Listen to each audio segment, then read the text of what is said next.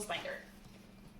I have two things in there. I have the EEL, Essentials of the English Language, and I have the U.S. history-based writing lesson. So I am not an organized person. I'm just going to pan through the table so you see what my table looks like right now.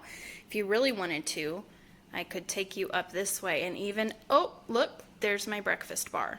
That is how I roll, y'all. But when it comes to essentials, I'm actually fairly organized. I found that it saves me so much time during the year. It's just, if I will spend a little bit of time in the beginning, it pays off dividends throughout the year. If only I could figure that out with my kitchen. If only, right? I've got my U.S. history-based writing lessons with the Constitution. On the front, this is the teacher's manual. And then I have a printout of the U.S. history-based writing schedule that has the units that we're using. So you can see week 1, unit 1 and 2, week 2, unit 2, week 3 and 4, 5, unit 3, and then over here it breaks it down by lesson. So you can tell that first week that we're going to be doing lessons 1 and 2, but then the second week we go to lesson 4. So there's no need to include lesson 3 in your binder, your teacher folder. The same thing is true of lesson 8 because it goes from lesson 7 to lesson 9 and so on. So the first thing that I'm going to do is actually break apart this binding with this, which sounds terrible, but it must be done.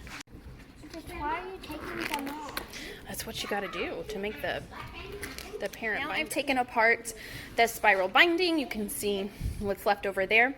And so now I can just freely discard pages that I don't need and include the ones. Now that I have my lesson, I'm going to trim this so that I can get a good 3-hole punch on it.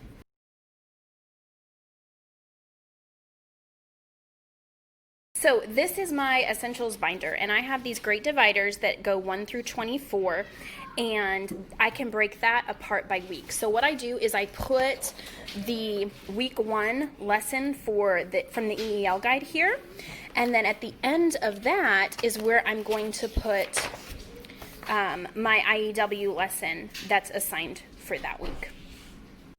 Okay, so this is lesson 3. Remember, that's not on our U.S. history-based writing schedule, so I can just set that aside and go to the next one, okay? And I'll add lesson 4 to week 2. There's my EEL lesson, and then behind that, I'll set the IEW lesson. So you can see how it looks here on week 1. There's lesson 1, and then it opens straight up to our assignment from IEW, which for this week is unique because it's lesson 1 and 2. Most weeks, well, almost all the other weeks, it's just going to be 1. So this is going to have my weeks 1 all the way down to 24, and here are those lesson numbers. I've done a quarter of it. I've done weeks 1 through 6, which means that I've discarded 2 lessons. So I haven't included lesson 3 or lesson 8.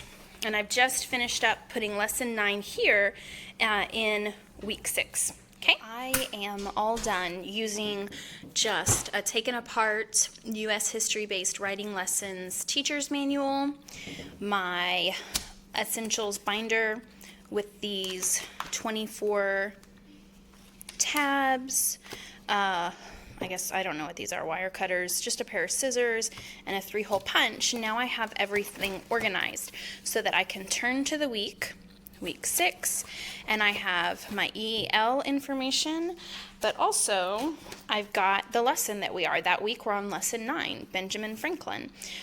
So throughout the year, I'll just be ready to go. Now this binder's huge, it's like 3 inches, and so what I typically do is I will take 4 or 6 weeks at a time and put them in a smaller binder that I carry with me to class, and then trade those out. But it's so nice to have it all done for the year and to not have to think about it again.